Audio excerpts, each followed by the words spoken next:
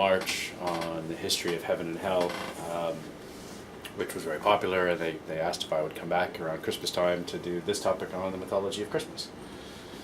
So I want to start with this quote. Some of you may have seen memes or videos on Facebook with Bishop Spong, who's a retired Anglican priest in the U.S. And I like the fact that he points out, especially with the Christmas story, the virgin birth, the core of the Christian story, that not a single biblical theologian of world rank thinks the virgin birth story is literally true. And he goes on to say that you'll find some of these people in the fundamentalist schools who believe it, but they're not considered serious academics by the mainstream Christian theologian. So I want to start off with this billboard. This was 2009 in Auckland, New Zealand. This was done by an Anglican church, St. Matthew's in the City. And within hours it was defaced. Somebody had gone and thrown up brown paint on it. They were so offended. Now, Archdeacon Cardy of this church said the point of the billboard was to question the widely held belief that Mary was literally impregnated by a male god. He goes on to say, we would question the virgin birth in any literal sense. We would question the maleness of God in any literal sense. Now, the Catholic diocese got their pennies in a twist, and their spokesperson said, we would see a billboard like that being used by an anti-Christian group to poke fun at the divinity of Christ. Such an image would not give rise to any intelligent discussion on the birth of Jesus. And I just thought it was absolutely hilarious, so I thought I'd share that with you guys. And then 2 years later, they refused to be silenced, and they followed up with this one. And again, the Catholic Church, demonstrating absolutely no independent thinking or critical thought, reiterated, St. Matthew's ignores the gospel account of matters surrounding the pregnancy of Jesus. So the very fact that these billboards are designed to make you think critically about the virgin birth story is just a story, and yet all the Catholic Church can do is like, well, that's what we believe and don't make fun of us. So where do we get this mythology? So context is always important.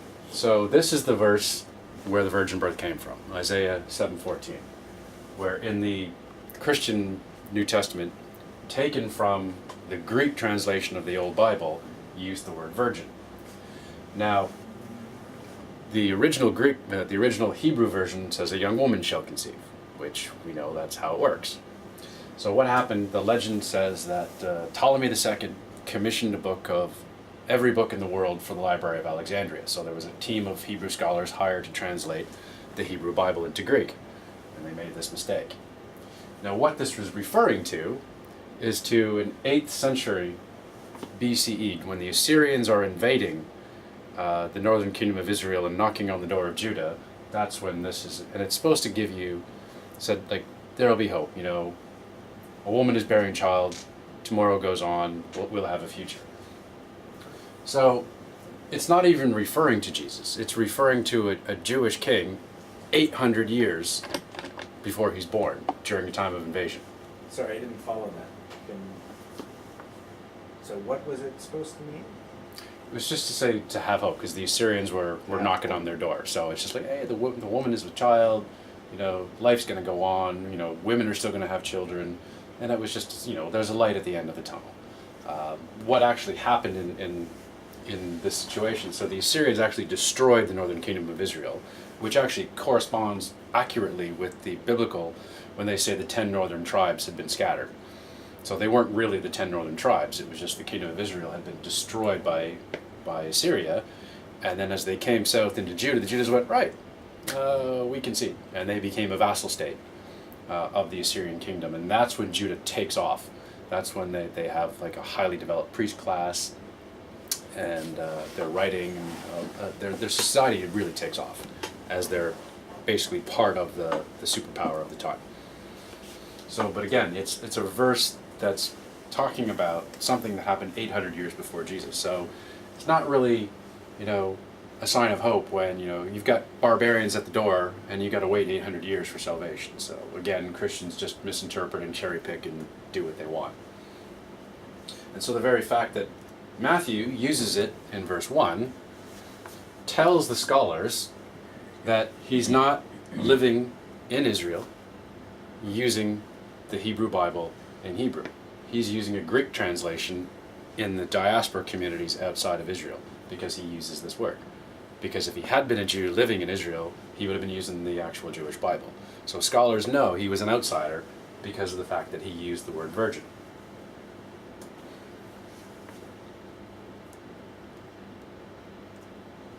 So this was a photo I used. My most popular meme on Facebook was this picture of Spock and trying to get his head around what Christmas actually is. So I'll just quote that. "Let me see if I understand this correctly. Your people celebrate the solstice by having a make-believe character deliver presents to children all over the world in one night in order to observe the birth of an itinerant, troublemaking first-century Jewish preacher whose mythical virgin birth is the result of a corruption of an 8th century BCE prophecy about someone else entirely." Fascinating. So, and that was shared like 50 or 1,000 times on Facebook, got like 60,000 views, so it was quite popular, and I was quite proud of it. So, we gotta see, how did everything start spinning out of control around this mythology of Jesus and being the Son of God and celebrating Christmas? So, we kind of have to go back to the beginning in Genesis 3 with the fall narrative, where Adam and Eve fall from God's grace. So a lot of where the mythology around Jesus' divinity is ties directly back to this verse. So if we look at Joseph Campbell's quote from The Power of Myth, when you see nature as corrupt, your whole worldview is corrupted as well. If you are told from the time you're born that you're evil and you're fallen, your whole way of looking at society is colored by that. Whereas if you look at the Eastern philosophies, where we are part of nature, you get a totally different way of looking at society. So Jesus, in a sense, the mythology of Jesus as the Redeemer, as the salvation, he was sent to save man from this fallen nature.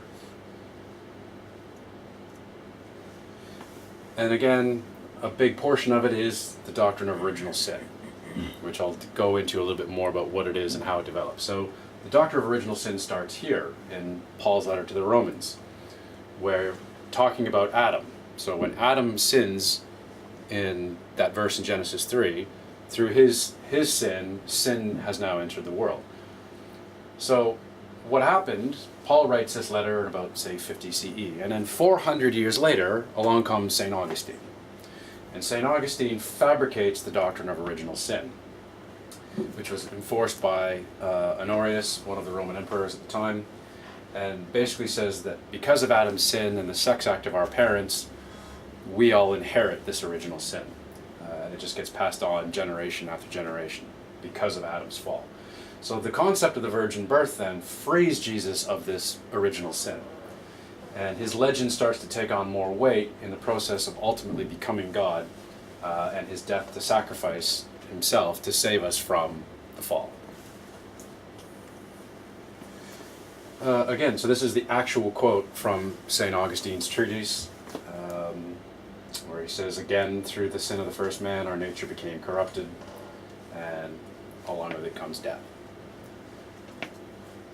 So I want to go off on just a little bit of a tangent just to explain a bit more on original sin and tie that back into why it's so important to Jesus and why his birth was important. Now, scholars point out that Augustine was obviously, like the author of Matthew, using the Greek version. Augustine did the same thing. Augustine spoke Latin. He was using Paul's letter written in Greek. So that's not what Paul meant when he said the sin enters mankind. He wasn't talking as a sex act that each time we procreate, we pass on that sin over and over again. It's not what Paul was saying. So here's historian Charles Freeman, that this being Augustine's uncritical reliance on the Latin translation and Hebrew versions had made things worse. Had he gone back to the original Greek, sin entered the world as a result of Adam's transgression, as just a force burdening humanity, not as an individual sin that we all inherit through procreation. Again, Oxford professor Robin Lane Fox, it is not stated in the original text that what was sin or sinfulness, which occurs nowhere in the Hebrew text. Paul merely said death passes upon men. So what happened with Augustine, when he formulated this bizarre doctrine of the original sin, he was challenged by one of the other Catholic bishops to say, well, what happens should a baby die before they get baptized? So Augustine had backed himself into a theological corner and said, well, any babies that die without being baptized will go to hell. And so for the next 1,500 years, how many millions of Catholic parents went through all this needless mental anguish because they thought their child was suffering? And in 2007, the Vatican, and this is right, a screenshot of the Vatican's website, after years of study by a commission of theologians, came up with the hope for salvation for infants who die without baptism. So you would think this committee of theologians has got nothing better to do with their time than sit around debating finer points of babies in hell, but apparently not. And so essentially what this did was just recant Augustine's version of original sin. Because the Catholic Church can't just say, oops, we're wrong, because then they open the door to everything. Their whole claim to authority claims that they are divinely inspired, so they can never claim something was wrong. They just say, oh, maybe we got this one wrong. However, I like this quote from Sam Harris in Letter to a Christian Nation about this commission of theologians. How can any educated person think this is anything but a complete waste of time? Now, the concept of this unbaptized babies unfortunately led to a lot of rethinking. So the Catholic Church, that's when they come up with limbo and purgatory. So they start making stuff up, right? We don't want to have people thinking their babies are burning in hell, so we'll just invent limbo so that's where we'll stick them. And this concept of the church just looking for backdoors and loopholes and just making things up as they go along, it keeps progressing. So there's a whole chain of study called Mariology, which is the study of the Virgin Mary. Now, in the Council of Ephesus, one of the 5 major ecumenical councils dealing with the ultimate process of Jesus becoming God, she's given the title of God-bearer at the Council of Ephesus. And sadly, the study and veneration of Mary consumes a lot of time of a lot of recent popes, who again apparently have nothing better to do, like feeding sick and homeless people. They sit around thinking about the Virgin Mary. And by giving Mary this title, it goes on to further solidify this fairy tale that had been invented over this dual nature of Jesus, that he's both human and divine simultaneously. So again, you can see here in Matthew, it mentions the firstborn son. It goes on in Matthew and Mark to mention brothers and sisters. So there's never any scriptural basis that Mary is perpetually a virgin. She's only a virgin at the time of Jesus' conception. But the Catholic Church, in their bizarre world, they just keep perpetuating this absurd doctrine, and then so we end up with the perpetual virginity of Mary, which just requires so much mental gymnastics on their part. So as Bill Maher likes to say when talking about the Catholic Church, this just in from God. So the doctrine of the Immaculate Conception, only 1854. That's how recent it is. Now, most non-Catholics, including myself, when they hear Immaculate Conception, they are thinking about Jesus. That it's referring to the virgin birth. But no, the Immaculate Conception refers to Mary. So the Catholic Church starts projecting virgin birth back in time to make Mary this pure vessel to conceive Jesus. So you can see in this papal encyclical by Pope Pius IX, they just declared that Mary was pure in the instant of her conception, and therefore she's free of stain so that she could bear Jesus. Now this doctrine, the Immaculate Conception doctrine, got started in the infancy Gospel of James, which was itself a 2nd or 3rd century forgery. Now scholars know it's a forgery because it's the infancy Gospel of James. So as we saw back here, James is one of the brothers listed in the Gospels of Jesus. So whoever's writing the infancy Gospel of James is trying to claim authority by saying, I am the brother of Jesus, so therefore I know what I'm talking about. However, Matthew and Luke, where the virgin birth stories were only written in 80 and 90 BCE. So James would have been either a very old man or long dead. So scholars know that the infancy gospel of James is a forgery because it's building on much later stories from the written tradition. It's like the virgin birth story is not in it's not in Mark and it's not in John. It's only in Matthew and Luke. So obviously the infancy gospel of James, which talks about the Immaculate Conception, comes later into the 2nd century, possibly they think even into the 3rd century before it shows up. And it's claimed that the doctrine is implicitly contained in the teachings of the Church Fathers. This is how the Vatican just the Church Fathers have been talking about it for 2,000 years, and they talk about it so much that it must be true. And then the Assumption of Mary, only since 1950. That's how recently the Catholic Church just made stuff up. Said Mary was just assumed to heaven. So like Jesus, like Elijah, didn't die, was just transferred bodily into heaven. And again, you can see the Catholic Church, by our own authority, we just decided this happened. And so from this, the idea of the virgin birth and resurrection and original sin, we get these Christian legends evolving that Jesus was sent as the sacrificial lamb. Because you remember back in that time, at Passover, Jews, like the Hajj with the Muslims, Jews are coming to Jerusalem every year at Passover with their lambs to the temple to be slaughtered by the temple priests. So Jesus sort of takes on this cosmic sacrificial lamb. And because he's free from original sin and he gets crucified and resurrected, and in his story, he becomes God. Ta-da! So the birth of the Trinity doctrine, this is from the Council of Nicaea in 325. This was the first council that declared Jesus to actually be God, to get official rubber-stamped proclamation that this is who he is. So we believe in one God, Lord Jesus Christ, also with the Holy Spirit. So this is the first officially sanctioned proclamation. And his legend just keeps continuing to grow from there. And the virgin birth becomes much more symbolically important. Now, Council of Nicaea was a political tool of Constantine. Constantine had just finished reuniting the empire, and he saw the inbuilt administrative infrastructure of the Catholic Church as a tool that could help him reunify and bring control back to the fractured empire. So he calls the Council of Nicaea together, thinking, well, the Catholic bishops can help, but Christians have never been anything but, they're always infighting, they're always, my doctrine is better than yours, you're a heretic.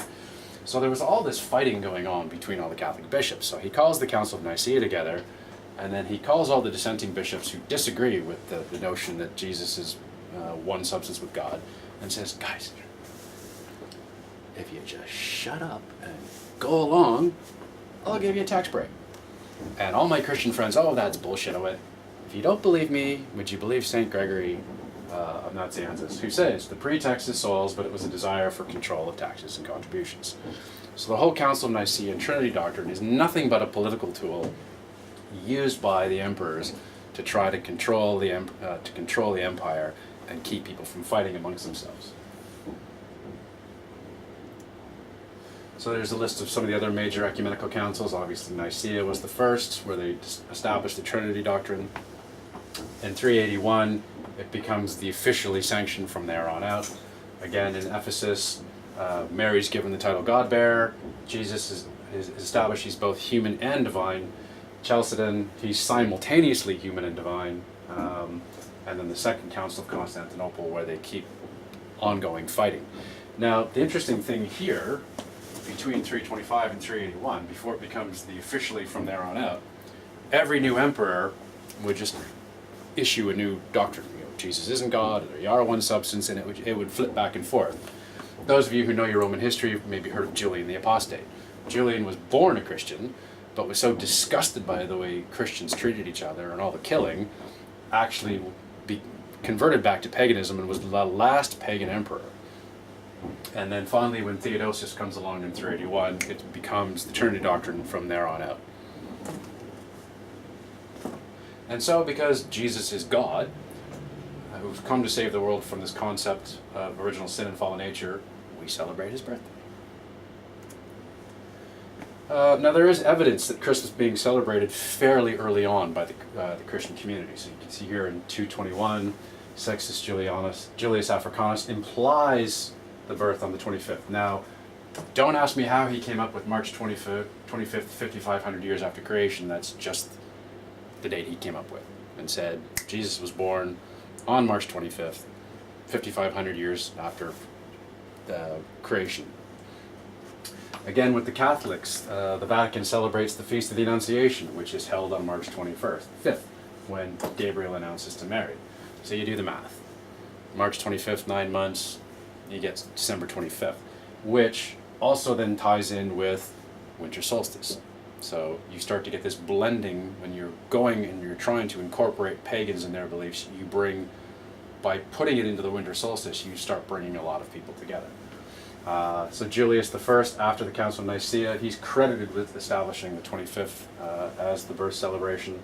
The oldest written reference comes from the chronography of 354. So within a couple hundred years, there's a community that's celebrating Christmas on the 25th.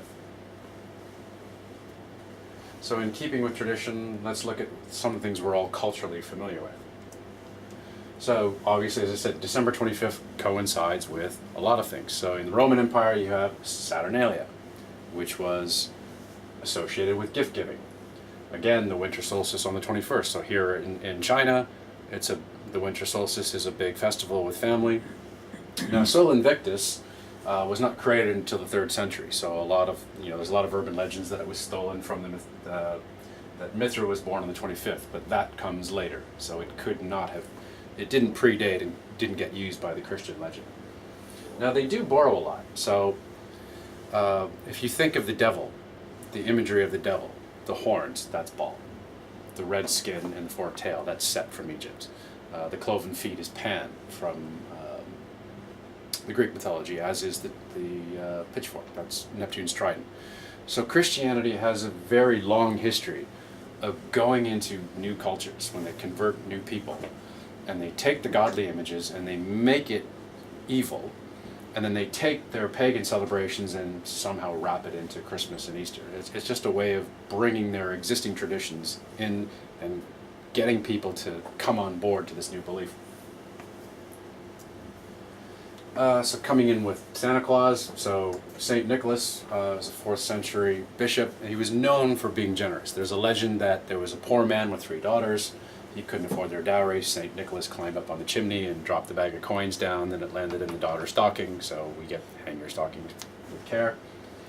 After the Reformation, in the Protestant Reformation, anything Catholic was anathema. So in the UK, Nicholas morphs and becomes Father Christmas. In the UK and the US, the Dutch bring Sinterklaas or St. Nicholas, and it merges with Kris Kringle to become Santa Claus.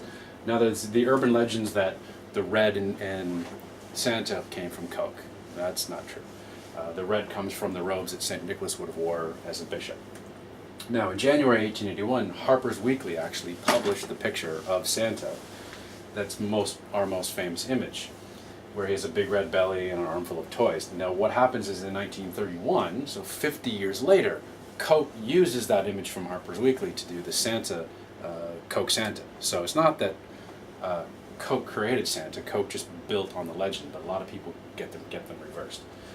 So the Coke artist, he took the idea and he just made it bigger and more jolly.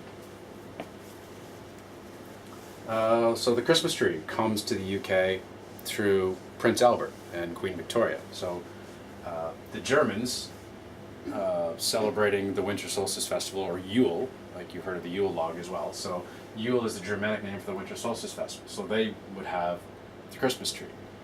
So when Queen Victoria marries Prince Albert, Albert brings the Christmas tree from Germany to the UK, and then it just takes off in Anglo-American society.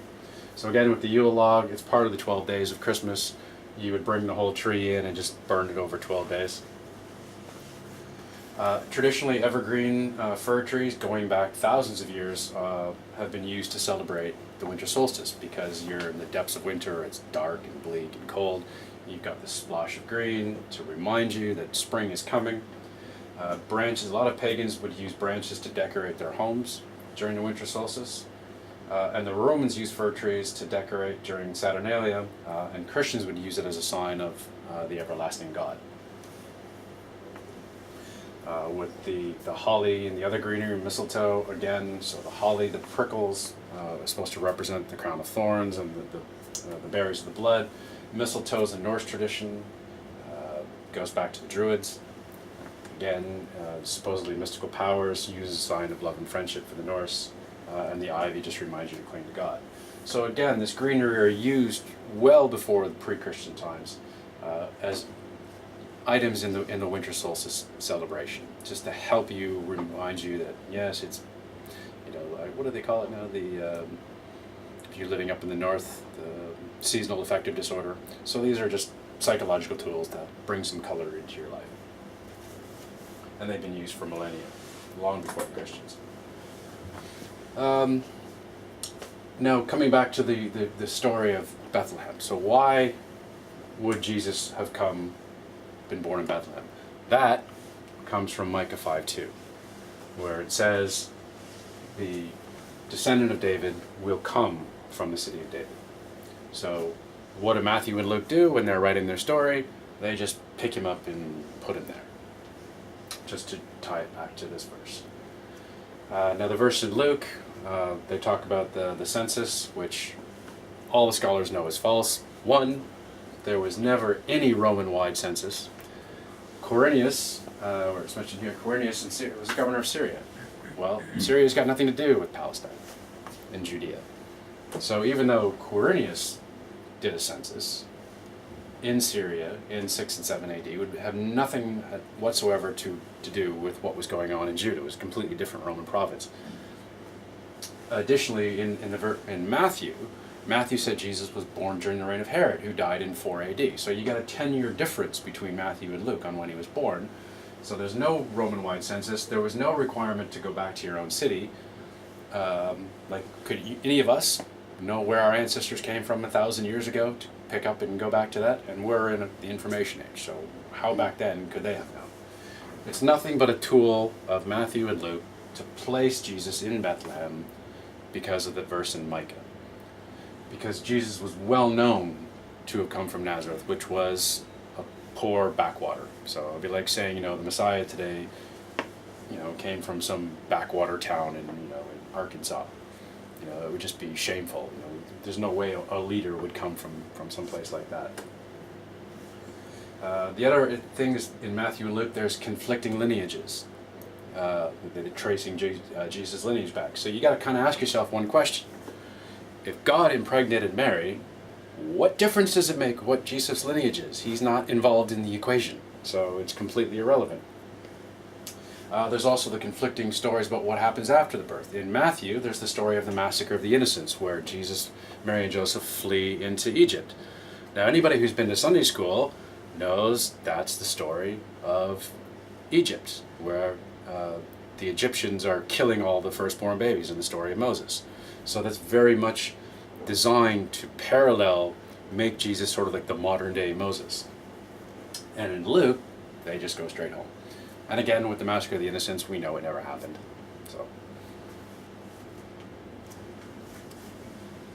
So moving on to Bart Ehrman. So I think we were talking about with Mithra before. There's been a lot of these doubters who say, all of Jesus' mythology was completely borrowed. That they were borrowed from Mithra and Horus, and it's not actually out there. I went looking for it when I was researching it, and I couldn't find it. And sure enough, I came across this book from Bart Ehrman, which is referencing a book written back in 1999. The Jesus Mysteries was the original Jesus, a pagan god. And the reason why I couldn't find any references to, Horus and Mithra and all these other deities that are borrowing Jesus, again, is it doesn't exist. The authors of this 99 book, they just made it up. So, born of a god, mother of a virgin, born on the 25th, died for the sins, rose 3 days later. None of this exists. It's just an urban legend. So all of those have the same story? That's what the authors of this 99 book are claiming. So I went looking for this and couldn't find it, and then I said, Bart Ehrman came out with this book a couple of years ago, and he says the reason why you can't find it is there are no sources. The authors of this 1999 book just made it up, claiming that they had read it somewhere. So anytime you hear someone saying, Mithra was born on the 25th and his mother was a virgin. And no, that's just all made up. And that's it. Any questions on any stories that you want an answer to? Or?